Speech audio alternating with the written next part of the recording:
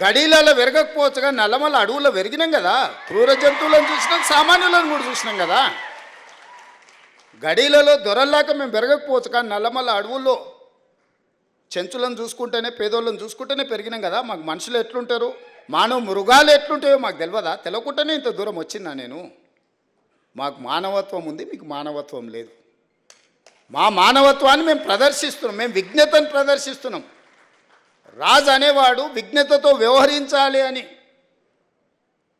ఒక రాష్ట్రానికి ముఖ్యమంత్రి అనేవాడికి విజ్ఞత ఉండాలి. ఆ విజ్ఞతను నేను ప్రదర్శిస్తున్నా. మీరు ఆ విజ్ఞత లేకుండా వ్యవహరించారు కాబట్టి ఈరోజు బయటకు రాలేని పరిస్థితుల్లో మీరు ఫామ్ హౌస్లో పడుకోవాల్సిన పరిస్థితి వచ్చింది.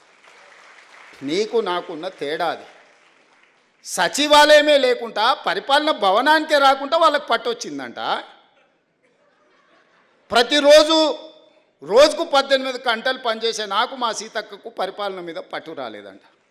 ఇది ఎట్లా విశ్లేషిస్తారో మీరు అందరు చదువుకున్న వాళ్ళు మిమ్మల్నే విశ్లేషించమని అడుగుతున్నా. తెలంగాణ సమాజాన్ని విశ్లేషించమని అడుగుతున్నా. ఇంద్రవల్లి అమరవీరుల